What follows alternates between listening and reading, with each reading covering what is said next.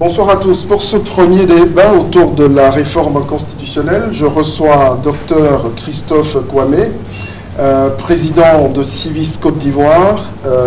Vous êtes également un membre actif de la société civile. Bonsoir, docteur. Bonsoir. Monsieur Mamadou Touré, conseiller à la jeunesse du chef de l'État et porte-parole adjoint du Rassemblement des Républicains, parti au pouvoir. Monsieur Mamadou Touré, bonsoir. Bonsoir. Et monsieur Martial Aïpo, président de l'UDL, de la CNC et porte-parole de la coalition du non au projet de la nouvelle constitution que veut le président Ouattara. Bonsoir, monsieur Aïpo. Docteur Aïpo. Docteur Aïpo, pardon. Alors, le 30 octobre prochain, les Ivoiriens devront se rendre aux urnes pour ce référendum qui pourrait aboutir à la mise en place d'une troisième république, donc pour une nouvelle constitution. Alors, première question toute simple, est-ce que, monsieur, vous pensez qu'aujourd'hui, les conditions sont réunies pour l'avènement d'une troisième république? Je commence par le conseiller du chef de l'État. Bien évidemment, nous estimons que les conditions sont réunies pour aller à une troisième république. On peut justifier cette position par le fait que la Côte d'Ivoire a traversé une très grave crise en 2010 et cette crise post-électorale est consécutive à une longue crise que nous avons connue à partir de 1999, donc avec le coup d'État contre le président Bédié, qui a vu s'instaurer un régime militaire, et on sait que sous ce régime militaire, il y a eu l'élaboration d'une nouvelle constitution dans les conditions qu'on sait. Cette constitution a été à la base du drame ivoirien. Nous avons eu la crise post-électorale. D'ailleurs, nous sommes à la veille du charnier de Yopougon. Vous me permettrez donc d'avoir une pensée pieuse pour toutes ces innocentes personnes qui ont été tuées. Mais ces tueries sont le fruit en fait des élections controversées liées à l'ancienne constitution. La tentative de coup d'État de 2002 qui s'est muée en rébellion, et toutes ces crises ont conduit à Marcoussis pour rechercher la paix, Togo d'abord, Marcoussis, Accra, Pretoria, pour rechercher d'abord les élections et la paix. Et le président Ouattara a estimé qu'en tenant compte de toutes ces évolutions, il était important pour notre pays, qui a tourné définitivement la page donc, de ces années de crise avec l'élection présidentielle de 2015, qui, je rappelle, sont les premières élections en Côte d'Ivoire depuis 20 ans qui n'ont connu aucune violence. Bon, je pense que pour nous, s'il y a eu des élections présidentielles l'année dernière sans crise, c'est parce que la coalition nationale pour le changement à laquelle j'ai participé à la mise en place n'a pas voulu prendre part à ces élections pour la raison simple que nous avons estimé que le président de la République n'a pas voulu. Il y a quand même eu des membres de la CNC qui avaient participé à ces élections. Parce que, vous savez, on ne peut pas empêcher des gens de faire ce qu'ils veulent.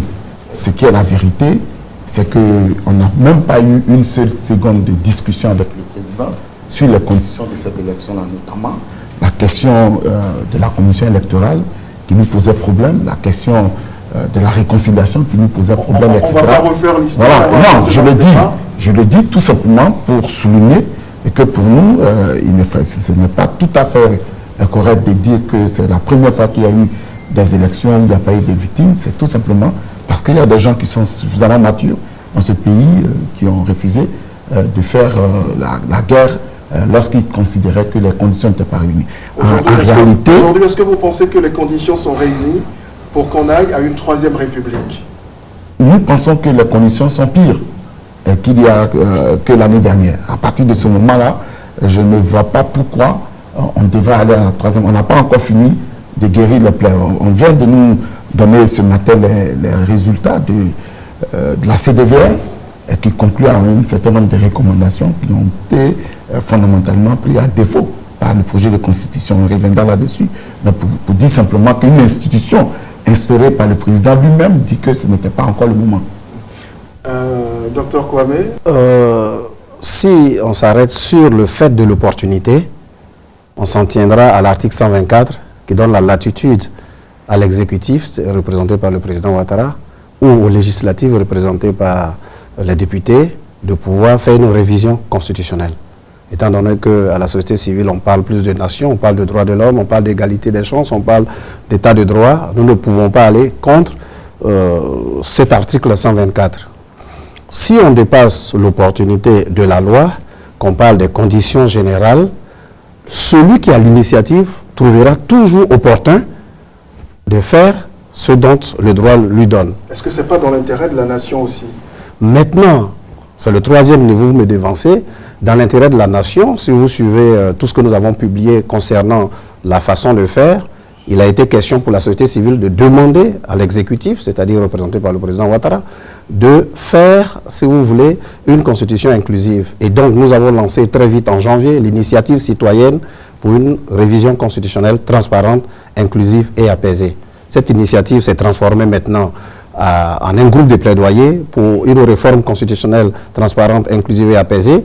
Nous avons dénoncé tout au long de ce processus ce qu'il ne fallait pas.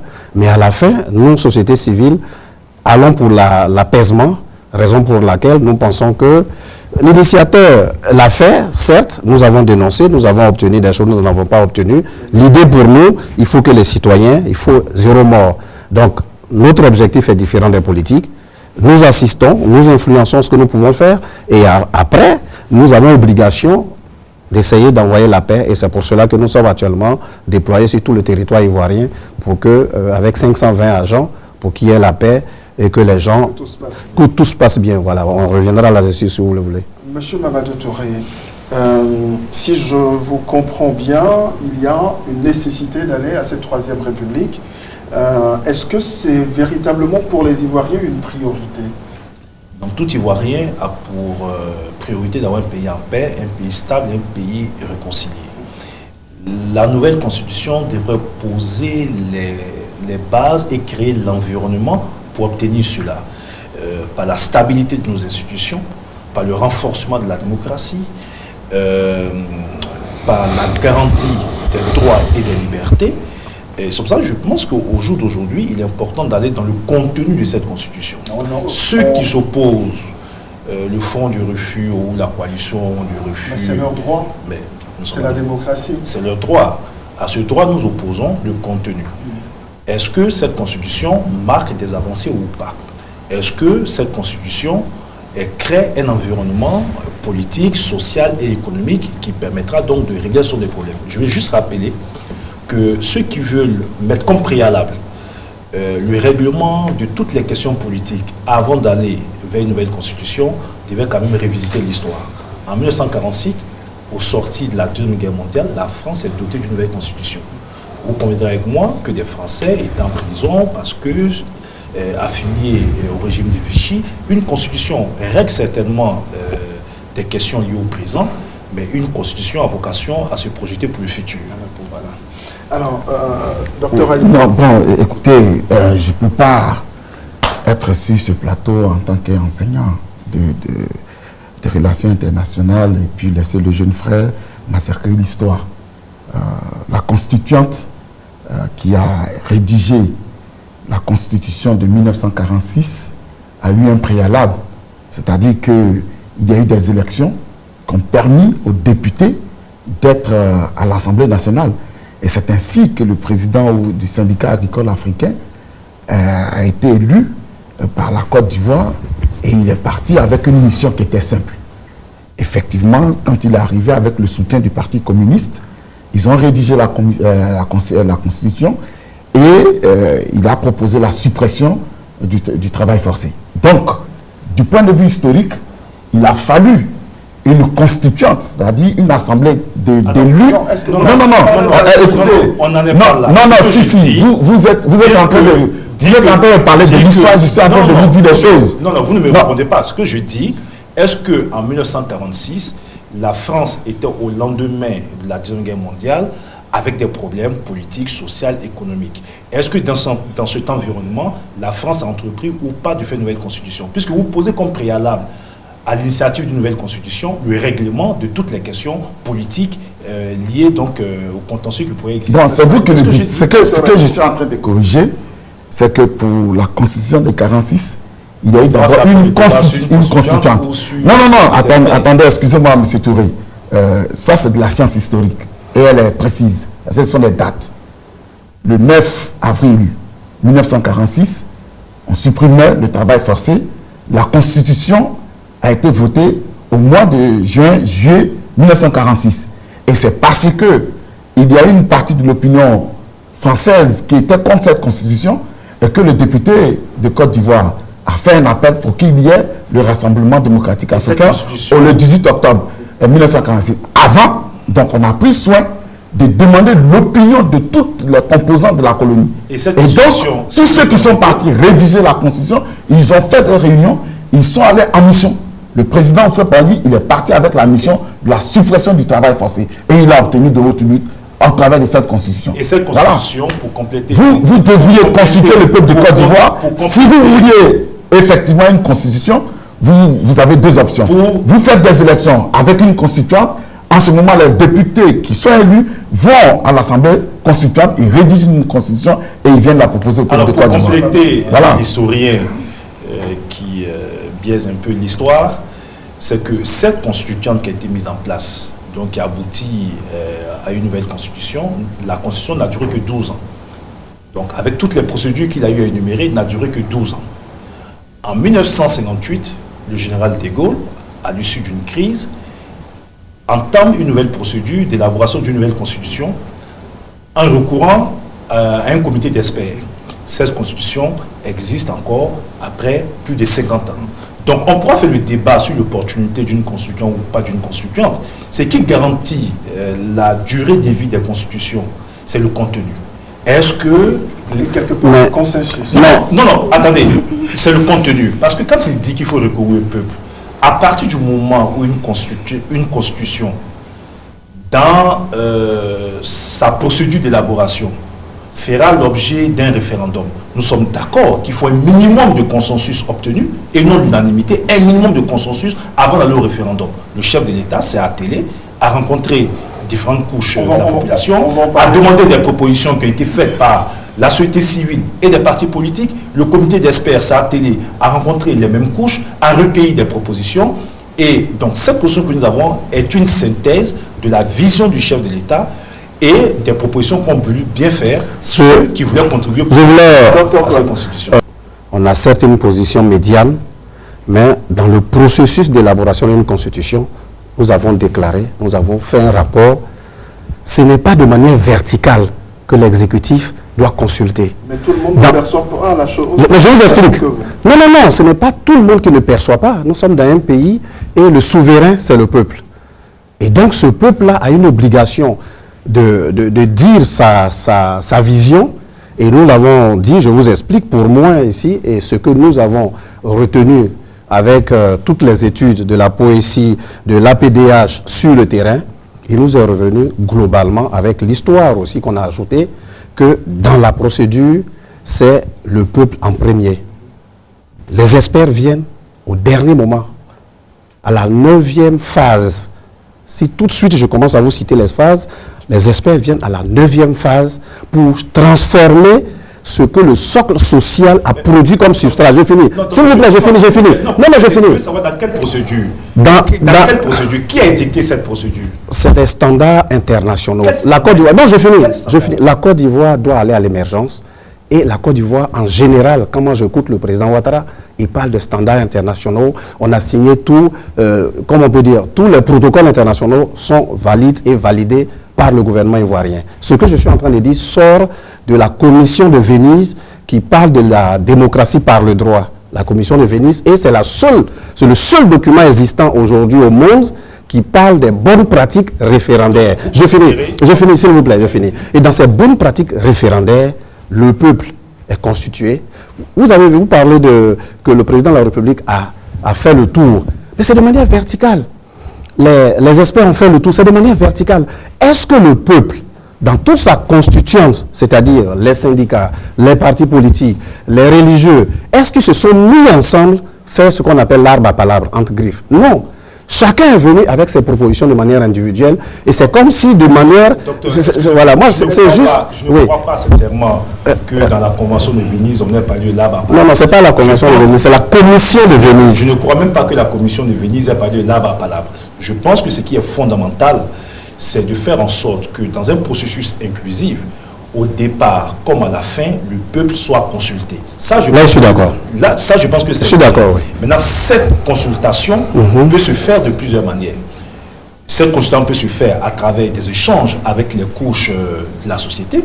Vous ne me direz pas que les religieux n'ont pas été consultés, n'ont pas fait des propositions. Vous ne me direz pas que les chefs traditionnels, et rappelez-vous que certains m'avaient proposé que le chef de l'État fasse même 3 mandats. Moi-même, Mamadou Touré, j'ai reçu des propositions d'un groupe de jeunes qui et ces propositions ont été donc relayées au chef de l'État qui a demandé que ces propositions partent au niveau donc du comité d'experts. Et j'ai reçu même certains de ces jeunes qui attestent aujourd'hui que sur 18 propositions majeures, la Constitution prend en compte 11 propositions qu'ils ont eu à faire. Je pense que ce qui est fondamental, c'est parce que l'élaboration d'une Constitution tient compte aussi de notre histoire. La prise en otage de commissions dites constituantes, mais qui en réalité n'en est pas, puisque ceux qui disent avoir constitué la Constitution de 2000 n'avaient aucune légitimité, n'ont été désignés et élus par personne. La prise en otage d'un processus aussi important, alors que nous savons ce qui a été fait en 2000, qui a dévié complètement les commissions de leur vocation et abouti à une foire de déversement de haine, et ainsi de suite, n'est pas... Moi, j'aurais souhaité qu'on aille vers ces religieux, vers ces jeunes, vers ces chefs traditionnels pour savoir si leurs propositions, au cours des échanges, ont été prises en compte ou pas. Et je peux vous dire que la plupart des propositions ont été prises en compte. Docteur Aïpo, Docteur Aïpo, alors je voudrais vous demander, il y a eu beaucoup de conférences de presse. L'une des positions importantes de l'opposition, c'est quoi? C'est que le chef de l'État a adopté une méthode cavalière dictatoriale. Alors on est en train là de parler un peu de la méthode. Vous réitérez ce point de vue-là aujourd'hui? Je dis que fondamentalement, nous sommes dans une espèce de tyrannie ramante. Nous sommes à la veille, comme Churchill pouvait le dire, d'un rideau de fer, de despotisme qui va s'abattre sur la Côte d'Ivoire. Et je le dis à juste titre, parce que tout à l'heure, le jeune frère, il citait De Gaulle. Mais De Gaulle n'est pas arrivé au pouvoir par la voie démocratique. Ça aussi, c'est la vérité. De Gaulle a inspiré la Constitution de 58 parce que, non, excusez-moi, parce que il y a eu Dien Bien Phu en 1954. Il y a eu aussi, en 1954, le FN qui a déclenché une guerre de libération contre la France. Et l'État français était en putréfaction. Est-ce que vous comprenez? L'état de la situation était extrêmement grave. Et c'est pour cela que, en tant que... Non, excusez-moi, quand vous parlez, je n'interviens pas parce que j'estime qu'il faut qu'on se respecte. Je vous laisse pas. Voilà, merci beaucoup. Et donc, j'estime que si on cite le cas de De Gaulle, ce n'est pas du tout approprié pour la Côte d'Ivoire. Deuxièmement, nous sommes tous allés à Marcoussis, toute la classe politique. À Marcoussis, tout ce qu'il y a eu comme reproche contre la Constitution de 2000, ça a été de refaire le test, l'article 35. Non, mais excusez-moi. Non, c'est important. Non, je sais pourquoi je le dis. Pour la raison simple que on considère que c'est cet article qui a été la base de tout ce qu'il y a eu comme problème en Côte d'Ivoire. Est-ce que ce n'est pas la réalité? Bon, moi, si je m'en tiens à la décision du juge constitutionnel de 2015, j'estime que ce n'est pas la réalité. Parce que le juge a démontré que cet article-là ne s'appliquait pas à M. Ouattara. À partir de ce moment, on ne va pas nous opposer l'argument qui dit que la Constitution de 2000 a été un problème. Alors, ça aussi, c'est le résultat. Pour la clarté du débat, il faut savoir que M. Aïpo n'était pas à Marcoussis. Les partis politiques qui étaient à Marcoussis, il y avait mon parti, il y avait le FPI, il y avait l'UDC, il y avait l'UDPCI, il y avait... Il n'y avait pas l'UDPCI. J'étais secrétaire général adjoint de l'UDPCI, cher ami. Bon. Ah oui, ça aussi, c'est deuxième chose importante, c'est que M. Aïpo, sous la transition, fait partie de ceux qui ont soutenu l'article 35 qui a abouti aux crises que nous avons connues. Donc aujourd'hui... M. Ouattara a appelé à voter oui. Est-ce que le RDR a appelé à voter oui? Attendez. Est-ce que le RDR a appelé... Pas le texte qui a été voté. Je demande, est-ce que le RDR a appelé à voter oui à la Constitution de 2000? Alors, oui ou non? Je vais répondre. Est-ce que je peux vous répondre? Oui, j'attends votre réponse. Ce qui s'est passé en 2000, pour que votre spectateurs comprennent, c'est que quand la sous-commission électoral dirigé par M. Ouagaougou a fait son travail, il avait été voté au sein de cette sous-commission que le texte contienne le « et ». Et après, le général Gueye, qui a réuni tous les partis politiques, a décidé de substituer le « et », le « ou » et « au » et. La campagne référendaire... Non, au départ, c'était le « et ». Non, c'était le « non, non, attendez. Je reprends. Ce que je dis, vous allez en ligne, Ouagaougou l'a répété encore il y a quelques jours, ça est en ligne, ce que je dis, la sous-commission constitutionnelle, sous-commission, dans son travail, a opté pour le « et ». Et Ouagaougou vous dit que lui-même était pour le « ou », a été mis en minorité au sein de la sous-commission. Quand le texte est sorti de la sous-commission, puisqu'il y avait une commission centrale, les sages qui étaient au sein de cette commission ont suggéré au général Gueye que pour la cohésion sociale, on puisse mettre le « ou » et non le « et ». Et le général Gueye, qui a reçu tous les partis politiques, a opté donc pour le « ou ». La campagne référendaire, donc le « ou » a été publié au journal officiel. La campagne référendaire a été lancée un vendredi avec le « ou ». Le RDR a appelé à voter oui. Le lundi qui a suivi, à 3 jours de référendum, avec la manipulation de tout ce qui était autour donc, du général Gueye, le texte a été changé en violation de la loi électorale. Et M. Ouagaougou témoigne aujourd'hui pour dire qu'il a été appelé, lui, Ouagaougou, avec le professeur Francis Vaudier, consulté par le général Gueye, pour savoir s'il fallait changer ou pas. Ils ont dit qu'ils ne pouvaient pas changer.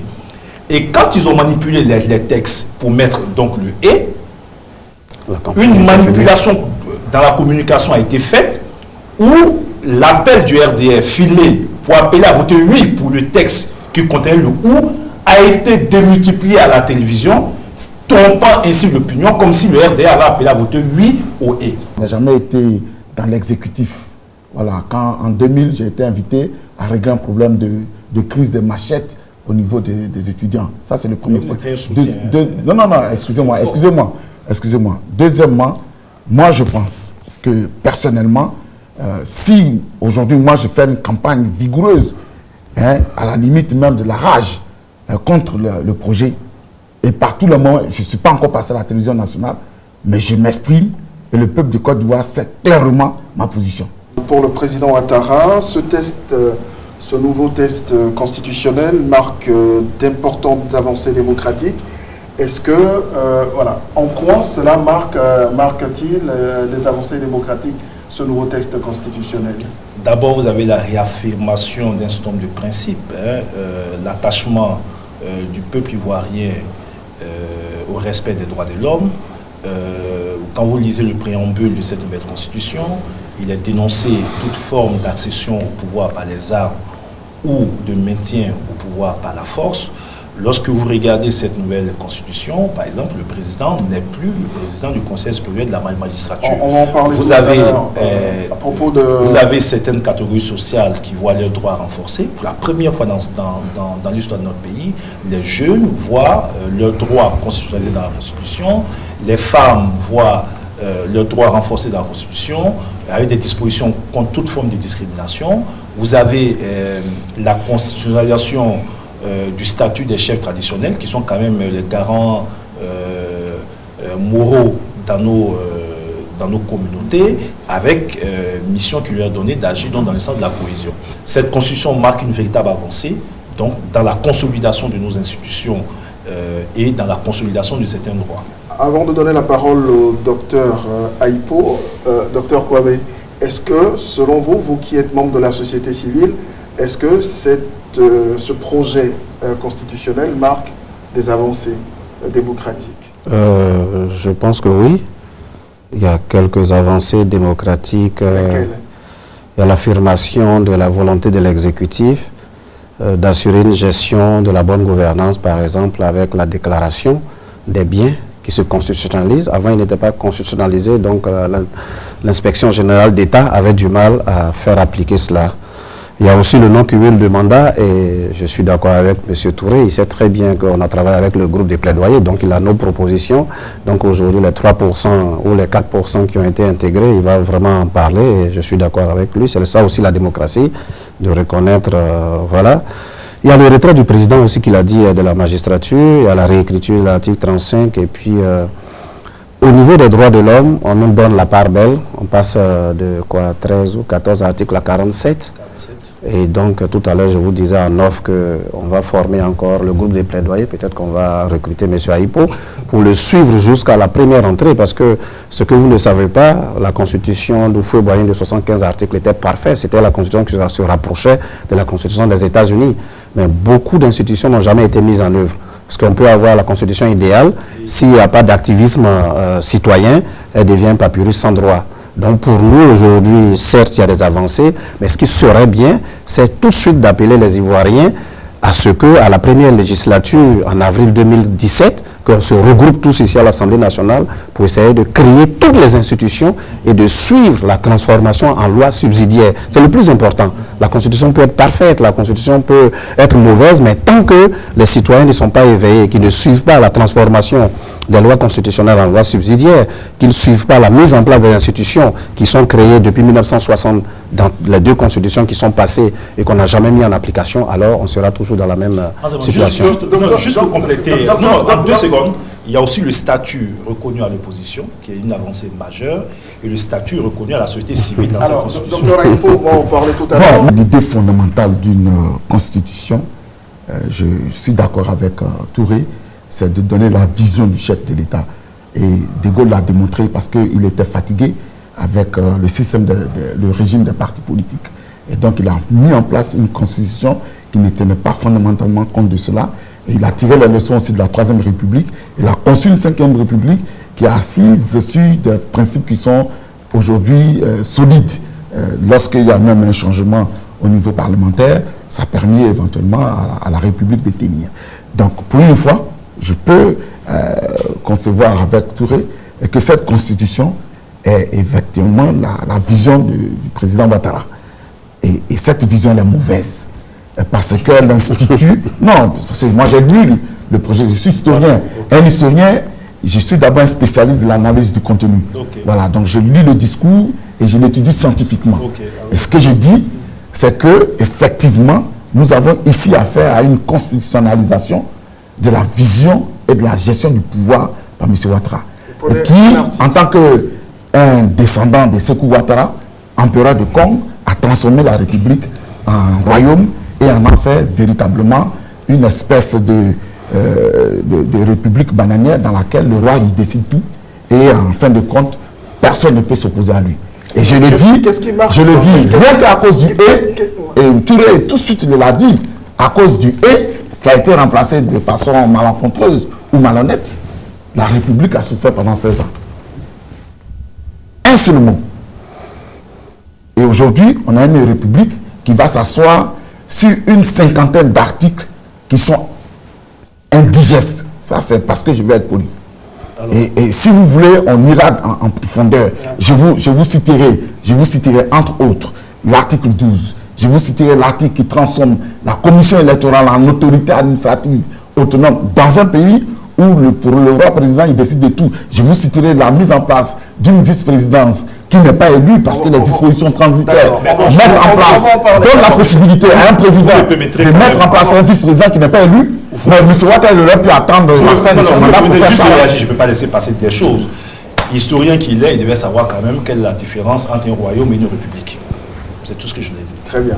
Alors, docteur Kwame, y a-t-il des reculs dans ce nouveau texte constitutionnel selon vous?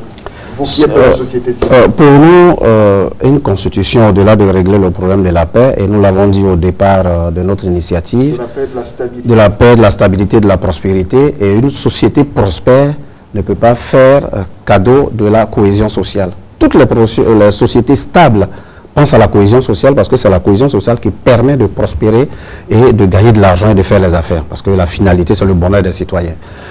Ici, quand nous analysons de manière, je dirais, avec les agrégats, il y a un hyper-présidentialisme qui déphase un peu, même avec, si vous voulez, le législatif et le judiciaire. Certes, on a obtenu, le président de la République n'est plus le président de la Haute Cour de justice, mais vous voyez que toutes les... Du Conseil supérieur de la magistrature, mais vous voyez que le président de la République nomme tout le monde. Tout le monde s'attarde un peu sur le Sénat où il va nommer un tiers. Bon, au Canada, le Sénat est nommé entièrement par le Premier ministre. La totalité, hein, je dis bien. Aujourd'hui, il y a un juge de la Cour suprême aux États-Unis, un congressiste aux États-Unis qu'Obama voulait nommer. On a dit à Obama, attendez après les élections. Donc, en termes de nomination, nous, on n'a aucun problème que le président de la République nomme la totalité ou pas. Ce n'est pas de ça qu'il s'agit. Il s'agit de la démocratie et de l'état de droit. Qu'est-ce que, si on est tous d'accord ici que l'état de droit, c'est la séparation des pouvoirs, quand on voit que le président, jusqu'au Premier ministre, jusqu'au ministre de la République, en cas de vacances, peuvent être président de la République, ça pose un certain nombre de problèmes. Je parle des ministres et du gouvernement. Quand vous lisez, chaque fois qu'un est indisponible, on descend jusqu'au Premier ministre et jusqu'au membre du gouvernement. Ça pose un certain nombre de problèmes par rapport à nous. Qu'est-ce qu'on aurait dû faire, selon vous? Non, pour nous, ça devait se limiter au président de la République et au vice-président qui seront élus. Pour nous, ça devait s'arrêter là. On prend l'article 177. L'article 177 pose un certain nombre de problèmes. Lesquels? En termes de révision de la future constitution, c'est-à-dire la constitution 2016, il nous est dit à l'alinéa 6 que le président de la République, dans le futur, peut se passer du Parlement, peut se passer même des souverains, c'est-à-dire du peuple. Pour nous, c'est un article indigeste, l'article 177. Il est le premier qu'on doit classer en première lecture selon l'analyse que nous faisons, selon l'idéal que nous avons de l'état de droit et de la démocratie, l'article 177, qui peut permettre au président de la République de faire une révision sans les populations, pour nous pose problème. C'est le seul d'ailleurs qui pose le plus de problèmes que les autres. Je ne sais pas si on a les mêmes copies du texte, donc je me propose tout à l'heure de donner une copie à docteur. Jamais dans l'article 177, il n'a été écrit que le président peut se passer du Parlement et se passer du... Non, pas le Parlement des populations, pardon. C'est un lapsus. Pas le Parlement, pardon. Des populations, pardon. Des populations, je corrige. La Constitution n'innove pas. Quand vous prenez la Constitution française, qui est quand même une référence en matière de démocratie, le président de la République française a les mêmes possibilités. Donc la garantie d'indépendance de ces institutions réside ailleurs.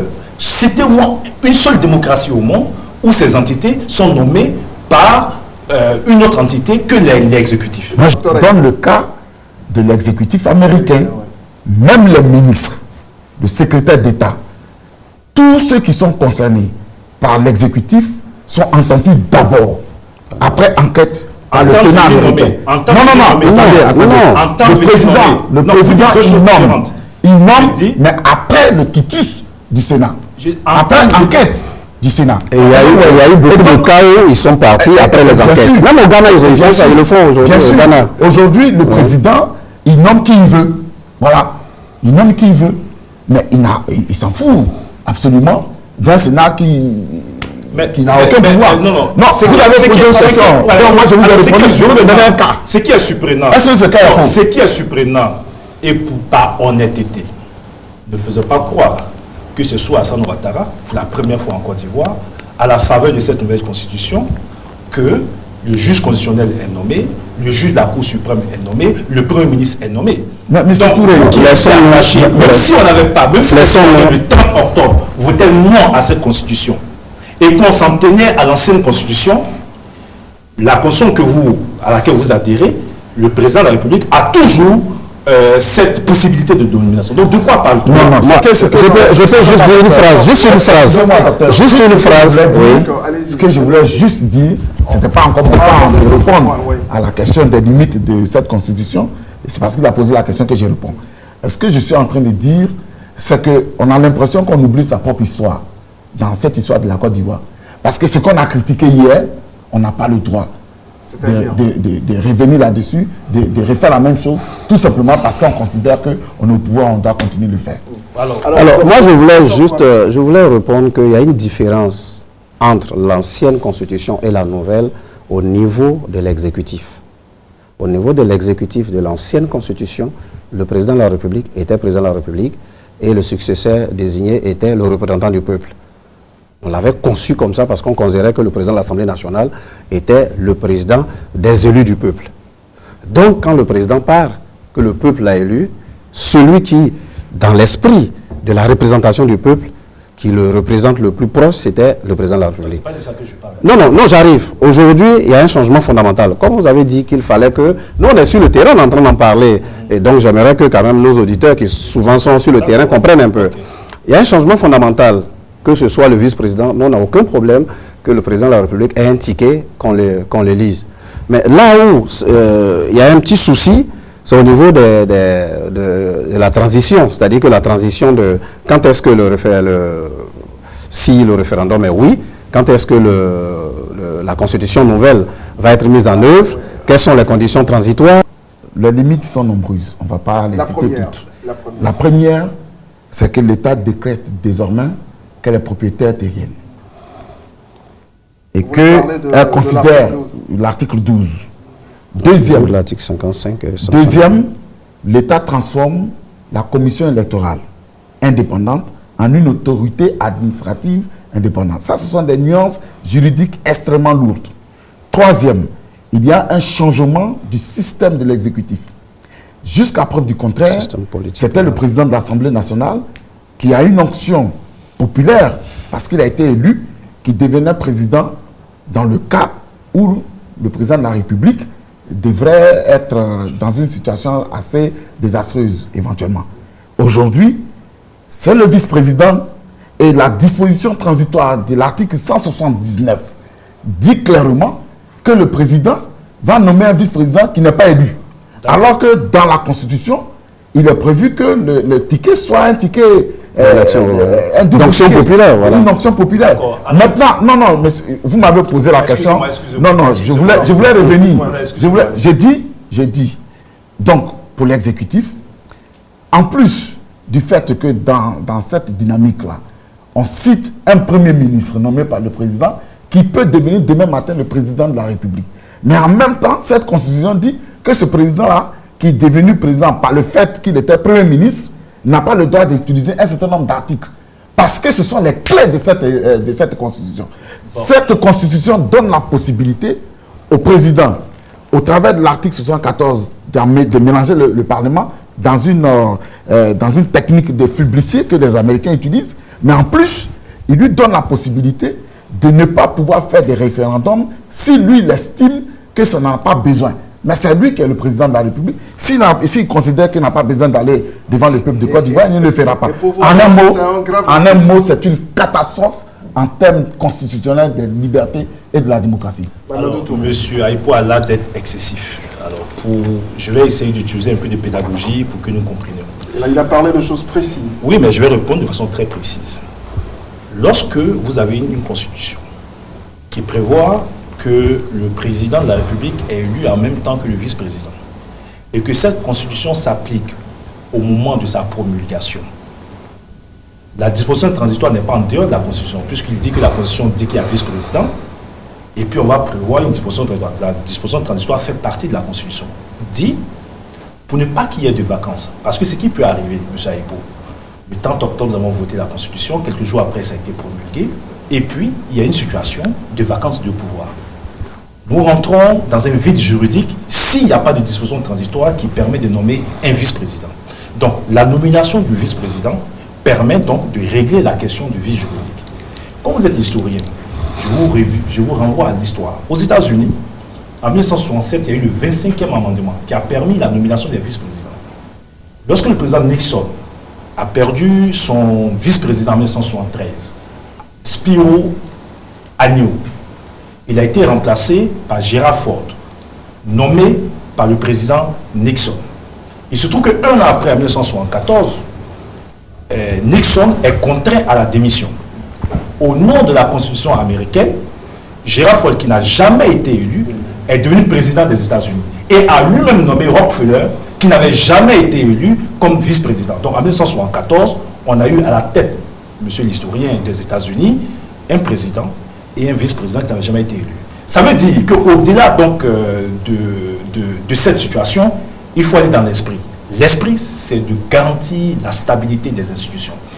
Il est tellement contradictoire. En même temps qu'il se plaint du fait que le Premier ministre puisse succéder au président ou au vice-président ou assurer leur intérim en tant que président alors qu'il n'a jamais été élu, en même temps il se plaint que cette constitution restreint la possibilité du Premier ministre qui n'a jamais été élu à utiliser certaines dispositions de la constitution. Justement parce qu'il n'a jamais été élu, comme le président et le vice-président, il y a des dispositions de la constitution qu'il ne peut pas utiliser.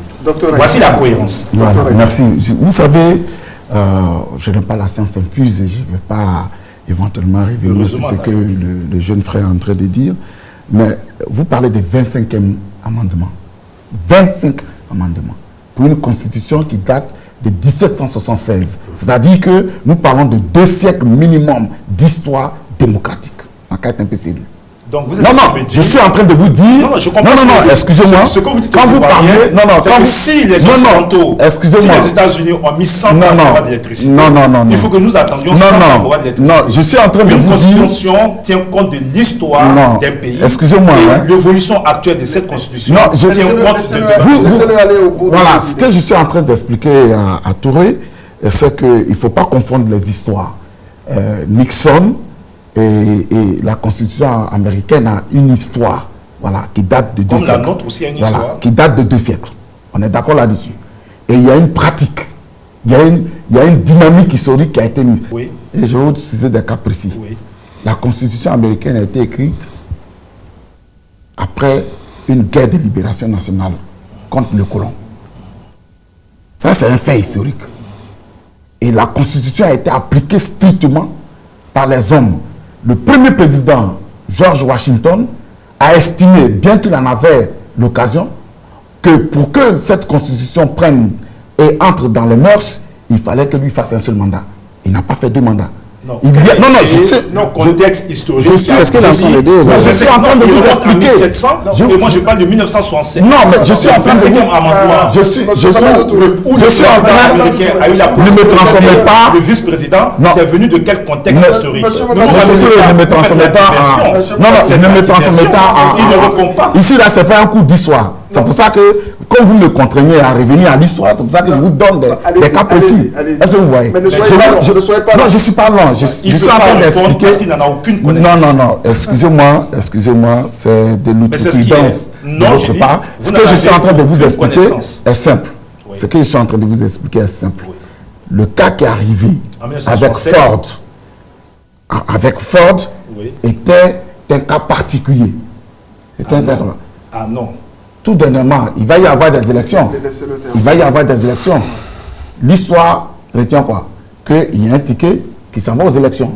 J'ai dit qu'il y a une incohérence. Ce que je dis, c'est qu'il y a une incohérence dans le test. Si je suis en train de souligner l'incohérence du test, la contradiction interne du test. Aucune contradiction dans le texte. Alors, abordons une question de fond. Les conditions d'éligibilité du président de la République. Apparemment, c'est ce qui a posé problème autour de cet article, ce fameux article 35 de l'actuelle Constitution. À Marcoussis, les uns et les autres ont décidé que voilà, cet article-là soit modifié. Il y a eu également un autre aspect de cet article qui était la limitation maximale de l'âge maximal pour être candidat à la présidentielle. Aujourd'hui, alors le verrou de l'âge a été sauté, on a maintenant plus le « et », mais on a le « ou ». Alors, docteur Aïpou, puisque tout le monde s'était entendu sur cet article-là, il n'y a pas de problème. Non, il y a une précision, Ange, il y a une précision. À Marcoussis, ce qui a été décidé, c'était que pour les prochaines présidentielles, le verrou de l'âge ne soit pas appliqué dans la mesure où M. Bédier devrait être candidat. Et c'est sur cette base encore que M. Gbagbo, le président Gbagbo, avait pris les 2 arrêts décrets pour que M. Alassane Ouattara aussi soit candidat. Ça, c'est en ce qui concerne le verrou de l'âge. Marcoussis allait très loin. Marcoussis a rédigé la mouture de ce que devrait être l'article 35. Marcoussis n'a pas supprimé, par exemple, la clause de la santé. Alors, ce qui se passe aujourd'hui, c'est que quelqu'un qui a 90 ans et qui est pratiquement grabataire peut devenir candidat au présidentiel. Ça, ce n'est pas sérieux. Deuxièmement, c'est trop énorme. Non, mais pourquoi vous dites que c'est énorme? C'est ce qui est écrit. Il n'est pas fait cas de l'état de santé du président de la République comme condition. Dans la nouvelle Constitution. Voilà. Dans le projet. Voilà. Dans le projet, ce n'est pas écrit dedans. Voilà. On dit que le président de la République, désormais, pour être candidat, il faut être ivoirien d'origine. Ah, attention, ivoirien d'origine du côté de son père ou de sa mère. Ou, c'est le ou là simplement qui a changé. Alors, est-ce que vous voyez? Donc, à part ça, les conditions de santé, on a oublié. On estime qu'un jeune de 35 ans qui a son premier emploi aujourd'hui en Côte d'Ivoire à pratiquement 35 ans peut être candidat à la présidentielle de la République. Qui va coûter combien de milliards? On a qu'à être sérieux. On en a vu qui voulait être candidat. Oui, mais vouloir ne veut pas du pouvoir. Alors, oui, certainement qu'il y a des jeunes Ivoiriens qui, à 35 ans, ont leur premier emploi. Mais je connais beaucoup de jeunes Ivoiriens qui ont moins de 35 ans, qui occupent de gros postes de responsabilité. On a eu des ministres ici à 32 ans. Nos dévanciers ont eu de hautes fonctions ici à 26, 25. C'est pas parce que lui, à Hippo et la FECI ont mis notre école dans cet état et qui a mis en retard un certain nombre de jeunes qu'on dira qu'il n'y a pas de jeunes Ivoiriens à 35 ans aptes. Alors, je laisse dire, je persiste, je signe que M. Hippo n'était pas à Marcoussis. Parce que ce qui s'est passé à Marcoussis, vous voyez la contradiction dans sa déclaration. À Marcoussis, on ne s'est pas limité simplement à enlever le ou. Il dit qu'il y a une reformulation de l'article 35. Je souhaite qu'on relise la reformulation de Marcoussis. Dans la reformulation écrite à Marcoussis, il n'y avait pas de limitation de l'âge qui a été enlevée. Dans la reformulation de Marcoussis, il n'y avait pas de besoin de recourir à des médecins pour l'état de santé. Maintenant, on peut comprendre pourquoi. Comme la Côte d'Ivoire ne vit pas isolée dans le monde, dans toutes les grandes démocraties de référence, il n'y a pas de limitation de l'âge. En quoi, selon vous aujourd'hui, ce nouveau texte constitutionnel marque une réelle démarcation, une réelle séparation des pouvoirs? Le président de la République nomme un tiers du Sénat. En plus, il a la possibilité de réunir les membres d'une des chambres sur la base de ces un tiers. Vous comprenez? Donc, à partir de l'instrumentalisation de ces un tiers-là, le président de la République peut faire ce qu'il veut.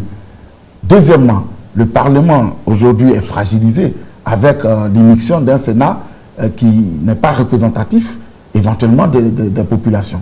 Troisièmement, jusqu'à une date récente, je dis que jusqu'à cette constitution, depuis 1960, pratiquement, c'était d'une manière ou d'une autre le président de l'Assemblée nationale qui était le dauphin constitutionnel. Et donc, ça donnait un peu de contenu et de la contenance au Parlement. Mais aujourd'hui, le Parlement n'existe même pas dans cette constitution. Je veux dire en termes de poids au niveau de la vie politique nationale. Donc, pour nous... Il n'y a pas de séparation de pouvoir. Non, il n'y a pas de... Dans tous les cas de figure, c'est un Parlement, si on s'en tient à ce qu'on est en train de voir, c'est un Parlement unicolore. Donc, c'était normal qu'il vote à pratiquement 239 pour cette constitution qui lui enlevait carrément l'essentiel de son être. Je réitère ce que j'ai dit. Je compte remettre à la fin de ce débat un projet de texte à M. Hippo. Et je pense que peut-être que s'il le lit, ses positions vont évoluer. Dire que le Parlement n'a pas de pouvoir n'est pas vrai. Juste dire que, monsieur le docteur Kwame, lorsque vous dites que le Sénat a récupéré une partie du pouvoir législatif, en fait, le Sénat fait partie du pouvoir législatif. Le pouvoir législatif aujourd'hui est composé donc de la Chambre des députés et des sénateurs. Donc, il n'a rien, il se complète. Ensuite, le Parlement est renforcé dans son rôle de contrôle de l'action publique, monsieur Hippo. Et il est même dit dans le texte, pour renforcer le Parlement, qu'en cas de désaccord entre le Sénat et le Parlement, la voix du Parlement est prépondérante. Ça veut dire quoi? Que si demain, les sénateurs sont d'accord pour une initiative et que les parlementaires ne sont pas d'accord, c'est la voix des parlementaires qui l'emporte. Simplement parce que les parlementaires tirent leur souveraineté du peuple. Ils sont des élus du peuple. Alors que les sénateurs ne sont que les représentants de la collectivité territoriale. Ils n'ont pas la même source de pouvoir. Vous me permettez aussi de rectifier une chose. Vous dites que la commission électorale indépendante est devenue une simple...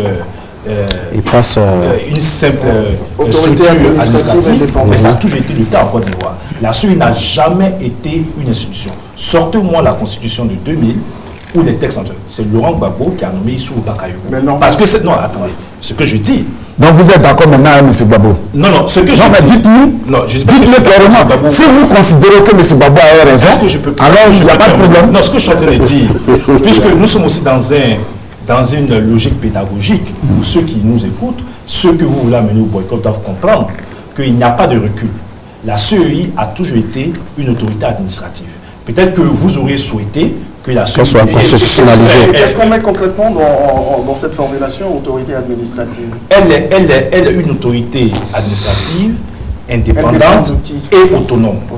Indépendante et autonome pour la simple raison que le président même de la commission électorale, même si sa nomination se fait par décret présidentiel depuis toujours, le président ne fait qu'entériner le choix des commissaires de la CEI. Absolument. Quand les commissaires se sont réunis et ont élu en leur sein l'un des commissaires comme président de la CEI, le président ne fait que prendre un décret pour l'entériner. Le président n'a pas la possibilité de choisir qui il veut comme président de la commission électorale indépendante. J'ai un cas précis. Et là, il faut que ce soit clair. Oui, le 6 octobre 2016, la commission centrale de la CEI s'est réunie et met en place un mécanisme, un guide électoral pour le référendum dans lequel il est clairement spécifié que le bulletin unique sera utilisé. Mais on parle excusez-moi. Il y a quelque chose qui excusez-moi. On parle du choix du président de la commission électorale. Vous êtes en train de parler de l'autorité administrative. Pour savoir si la CEI est une institution autonome ou indépendante, vous parlez du choix du bulletin. Non, excusez-moi. Vous avez dit, une argumentation. Pourquoi j'ai dit que si vous êtes d'accord avec M. Gbagbo, dites-le et puis on va avancer. Mais si vous n'êtes pas d'accord avec lui, qu'est-ce que vous avez fait de différent? Bien, ce que je suis en train de donner comme cas, c'est précis. Le 12... Le 6 octobre. Le 6, non. Je dis le 6, la commission centrale s'est réunie. Elle a même fait le guide qu'elle a balancé dans toutes les CEI locales. Et les preuves sont là. On a les copies. Deuxièmement, le 12, le conseil des ministres s'est réuni et nous parle de double bulletin, qui est une violation grave du protocole additionnel de la CEDEAO, qui dit clairement qu'aucune règle ne doit être changée 6 mois avant les élections. À 2 semaines de ces élections-là, le président de la République, il prend sur lui, parce que désormais, je vais considérer que c'est lui qui a pris cette responsabilité de changer les directives qui ont été envoyées par l'autorité administrative que la CEI est au gouvernement pour faire les décrets. Les copies des décrets ont été distribuées à l'ensemble de la communauté internationale et de la presse internationale. C'est le président de la République, donc, au travers du ministre d'État, qui a changé les décrets. C'est ça l'autorité administrative que nous ne pouvons pas accepter. Voilà la vérité. Et quand désormais on nous dit que c'est l'exécutif qui devient en réalité le président, c'est le président de la République et le ministre de l'Intérieur qui vont désormais organiser les élections telles que ça se passe aujourd'hui. Puisque même les commissaires n'étaient pas d'accord, finalement ils ont été empêchés de faire une déclaration dans ce sens-là. Et donc c'est un recul total. Alors, moi je ne comprends pas que M. Touré qui représente le RDSI, qui pendant longtemps se sont battus pour qu'on ait la démocratie dans cette nation, puisse cautionner ce genre de comportement. Absolument. Il a cité tout à l'heure les martyrs du RDR. Mais ceux-là, ils sont tombés pourquoi? Ils sont tombés pour le bulletin unique. Ils sont tombés pour la démocratie. Ils sont tombés pour que, quelle que soit l'origine d'un individu, on puisse le lire parce que c'est le choix de l'un militant. Alors, lorsqu'on va s'ériger en censeur de la démocratie, on commence à donner déjà l'exemple en participant à des élections et non s'adonner à des actions de boycott. Excusez-moi, moi j'ai été candidat en 2011. Pour répondre, j'espère que vous n'êtes pas candidat à la députation à niveau avec 100 voix, 112 voix précisément. Alors, donc je dis... Oui, parce qu'il y a eu un mode de boycott des populations. Boycott des populations. Alors, pour répondre à sa question, 2 choses. D'abord, ce que je dis, c'est que le statut de la commission électorale indépendante dans la nouvelle constitution est le même statut que la commission électorale avait dans l'ancienne. C'est faux. Dans l'ancienne. L'article 34 dit que les élections organisées par une commission indépendante. On n'a pas précisé à l'autorité administrative. Est-ce que vous pouvez me laisser terminer? Oui, je vous laisse. Et donc, à ce niveau, rien n'a changé. Maintenant, ce dont il parle, le bulletin a changé.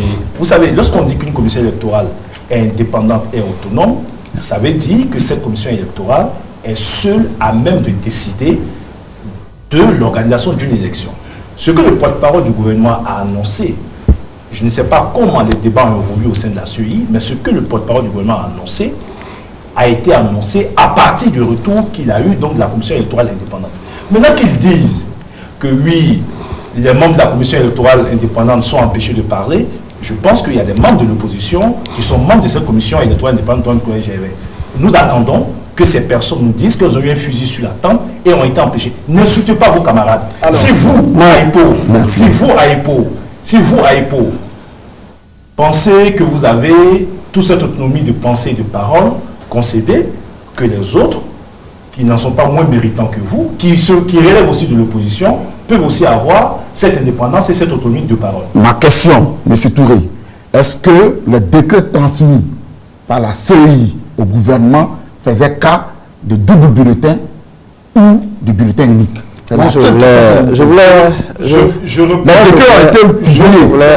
Attendez. Est-ce que ces décrets-là faisaient cas de bulletins uniques conformément au code électoral et à la pratique en la matière depuis 16 ans? Non, vous ne pouvez pas dire, pour la clarté aussi du débat, conformément au code électoral. Le code électoral prévoit les bulletins uniques pour les élections présidentielles, pour les élections législatives, pour les élections municipales et pour les élections des conseils régionaux. Est-ce qu'il faut est-ce qu'il faut changer cela pour le référendum? Le référendum n'est pas considéré malheureusement dans notre code électoral comme une élection telle que l'élection présidentielle et ainsi de suite. Il revient à la commission électorale indépendante. En 2000, il y a eu 2 bulletins. Moi, je n'étais pas là. Ce que je dis, c'est que, contrairement à ce qu'il est en train de dire, qu'il me sorte la disposition du code électoral qui régit le référendum et qui dit que le référendum obéit aux mêmes conditions que les autres élections. Je peux poser la question. En 2000, le référendum a eu parler. Ce que je peux vous dire, c'est que la commission électorale indépendante est autonome et indépendante. Ce qu'elle décidera, c'est ce qui va s'appliquer. Alors, juste, voilà, allez-y. En 2000, il y a 2 choses que je vais préciser. En 2000... Ne soyez pas long. Oui, je ne serai pas long. En 2000, le référendum, le deuxième référendum du pays a été fait avec le bulletin unique. Ça, ce sont les faits. Depuis 2000, toutes les élections ont été faites avec le bulletin unique. Mais mieux, la loi fondamentale, c'est-à-dire celle qui régit toute autre élection, ne peut pas être considérée en deçà de l'élection présidentielle, encore moins de la législative. Ça c'est votre interprétation des faits, mais il ferait bien aussi d'expliquer que lui, démocrate, en 2000, a soutenu qu'une élection référendaire qui devait avoir lieu sur un jour, en violation du code électoral, a été organisée sur 2 jours, soutenu par Yves Martial. D'accord. Alors, moi, je voulais dans le cycle, dans le processus qui a été dénoncé par une partie de la population, l'opposition et les enquêtes que la société civile a menées en région, faisait que quand moi j'ai discuté avec l'exécutif et les partis au pouvoir, je leur ai demandé qu'est-ce qui vous empêchait, avec la majorité que vous avez au Parlement, de faire une discussion la plus longue possible avec l'opposition. Et deuxièmement, dans cette suspicion, quand vous changez les règles à 2 semaines, quel que soit le fond, quelle que soit la qualité du projet, du test, il y a des gens, aujourd'hui nous sommes sur le terrain, des gens ne veulent même pas lire le test, quelle que soit sa qualité. Donc moi j'ai posé la question à l'exécutif, j'ai discuté avec certaines autorités, je leur ai dit mais comment vous allez faire sur le terrain pour faire comprendre aux gens que cette vitesse-là, c'était pour ces personnes-là. Et nous tous, nous savons, je parle des standards internationaux, qui disent, tous les spécialistes sont d'accord que le bulletin unique permet de réduire la fraude. Tous les spécialistes sont d'accord pour dire que le bulletin unique permet d'éviter le marchandage du bulletin qui sort. Quand vous sortez avec le deuxième bulletin, ici nous avons vu dans ce pays, des gens allaient encaisser de l'argent avec le deuxième bulletin pour dire on avait voté sur le bon bulletin. Au-delà de tout cela, quand vous avez 2 bulletins, sur les 24 000 bureaux de vote, comment quelqu'un de l'opposition comme lui, s'il veut contrôler, peut se rendre compte de la quantité de bulletins? Vous ne le savez pas, mais nous avons, société civile, nous avons des rapports dans beaucoup de pays où le oui et le non arrive en petite quantité. Donc du coup, le type, il arrive à 13 h, il n'y a plus de non. Donc il est obligé de voter oui, il ne vote pas du tout. Donc tous ces éléments, étant donné que le parti au pouvoir a la majorité, à quoi servait encore de créer je dirais, ce petit problème-là à 2 semaines, ont toute la suspicion légitime qu'ils mettent. Et d'ailleurs, vous avez augmenté notre travail parce qu'on est sur le terrain. Et depuis que le bulletin unique est apparu, les gens sont devenus un peu plus méfiants. Voilà, le double bulletin a fait que les gens commencent à nous... Voilà, alors qu'au départ, ils nous accueillaient facilement. Donc aujourd'hui, je veux dire, le bulletin double à 2 jours, à 3 jours, à 1 semaine des élections. C'est sorti le 12, non? Oui, à peine à 2 semaines des élections. Que tout ça pose problème. Tout ça pose problème sur le terrain. Voilà. Juste un dernier mot. Et là, vraiment un dernier mot. Je reste sur la position que la commission électorale est seule habilitée à dire ce qu'il faut faire, mais mieux. Mais elle peut se tromper. Oui, elle peut se tromper. Merci. Voilà. Elle peut se tromper. Mais elle est à même, dans son autonomie, de dire ce qu'il faut faire. Moi, je me suis posé légitimement des questions et je pense qu'on peut réfléchir ensemble. Quand, pour une élection référendaire qui est différente des élections présidentielles, législatives et autres, vous avez recours au bulletin unique.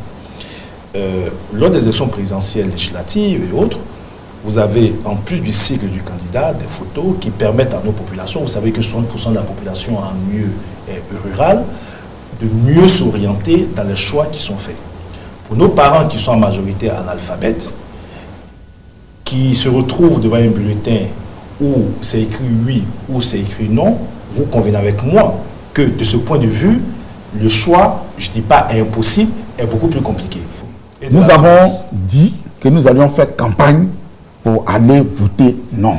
Ah d'accord. Okay. C'est devant la forfaiture de Sourou et de M. Bakayoko que nous avons ravisé notre position. Parce que rien ne prouve aujourd'hui, et je le dis, preuve à l'appui, que la commission a envoyé des décrets et le gouvernement a changé ces décrets. Et c'est M. Sourou, qui n'est même pas le porte-parole de la commission électorale, qui a commencé à défendre cette thèse sur de deux bulletins sur l'ONUCI avant même que ça n'arrive à la commission. Et il y a eu donc des contradictions au sein de la commission parce que la commission se sentait purement et simplement reléguée en un rang de... Est-ce que vous savez... Excusez-moi, monsieur. Excusez-moi. Non, ce que je suis en train de dire, c'est devant le fait que nous considérons qu'avec le double bulletin, le vote du non peut être transformé en oui. Ou alors, il peut y avoir des problèmes de sécurité dans des zones que tout le monde connaît. C'est-à-dire que si vous entrez dans une zone qui potentiellement peut être une zone de oui, et que vous sortez avec un bulletin non, vous pouvez avoir des difficultés. Donc nous avons estimé que M. Sourou et M. Bakayoko ne sont pas crédibles.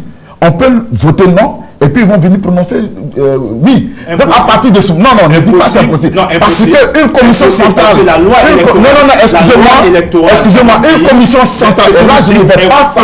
Non, ce que vous dites est faux. Dans la loi ne dites pas de... S'ils participaient aux élections, excusez-moi. Avoir des représentants au bureau de vote. Non, ce n'est pas une question de représentants. La commission centrale de la CEI s'est réunie. Elle a envoyé des décrets et M. Sourou et M. Bakayoko ont changé cette décision. Alors qu'est-ce que vous voulez? La seule commission, la commission centrale. Si vous pouvez changer les décisions de la commission centrale, mais vous pouvez changer tout en Côte d'Ivoire.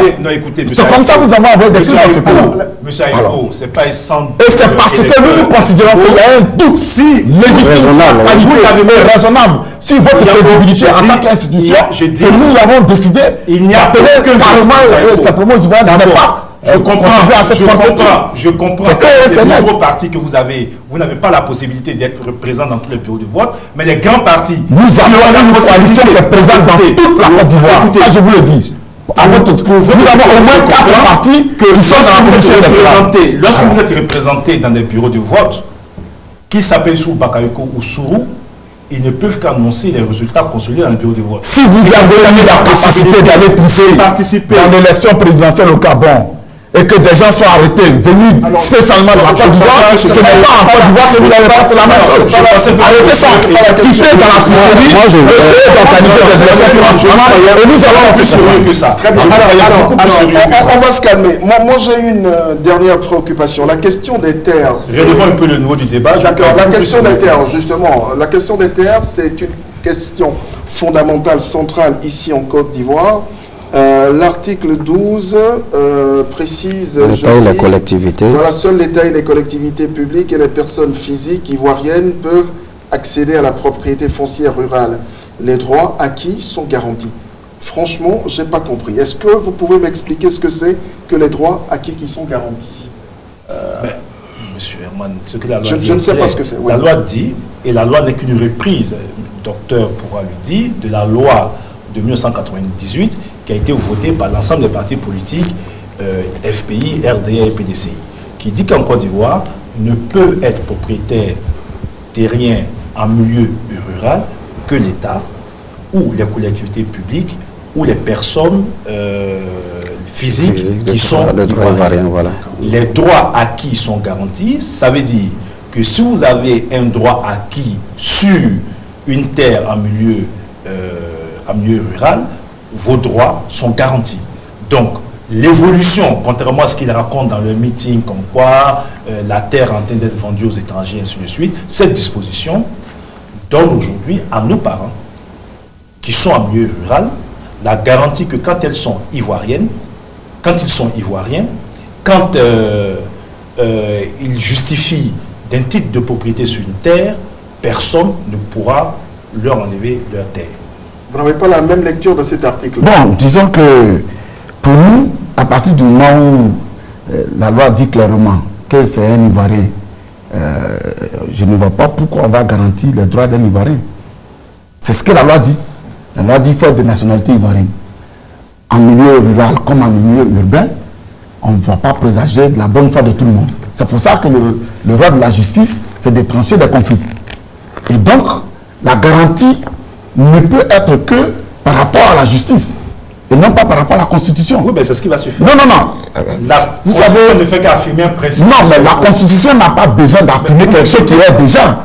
Pourquoi? Oui, parce que... Est-ce que le fait d'être ivoirien... Non, excusez-moi. On n'a qu'à être... Sinon, on n'a même pas besoin de mettre les 47 dispositions de la Constitution. Ce que je suis en train de vous expliquer, c'est que ma lecture, moi je vous conseille votre lecture. Moi, je n'ai pas de problème. Je dis que quand je suis ivoirien, si j'ai un conflit, mes droits sont menacés, je fais confiance suffisamment à la justice pour que ces droits-là soient clairement défendus par le droit. Alors, je n'ai donc pas besoin... Alors, je vais juste alors, si vous le permettez, juste 30 secondes. Ce que la loi dit... Non, ce que vous... pas que les Ivoiriens... Vous ne pouvez pas... Il n'y a pas que les Ivoiriens... Il n'y a pas que parce que vous êtes Ivoirien que vous allez en justice, et parce que vous êtes Ivoirien, vous avez forcément raison. Ce que la loi dit au juge, c'est que lorsque il y a un problème de terre, le juge doit regarder, s'il y a un conflit sur des terres, le juge doit regarder, en termes de titre de propriété, la personne qui a la nationalité ivoirienne. Vous ne pouvez pas accéder à la propriété foncière en milieu rural si vous n'êtes pas ivoirien. C'est ce que la loi dit. Ça veut dire que, en plus d'être ivoirien, si vous avez la propriété foncière, personne ne peut vous arracher votre titre de propriété. Merci à vous tous qui avez accepté de participer à ce débat. À un certain moment, il a été un peu houleux, mais c'est bon pour la démocratie. Docteur Aipo, merci infiniment d'être venu. Docteur Kwame. Merci. Monsieur le conseiller Mamadou Touré, conseiller du chef de l'État, merci infiniment d'avoir été là. On espère qu'on prendra beaucoup de plaisir et que le débat se poursuivra. Merci et bonne soirée. Merci beaucoup. Merci.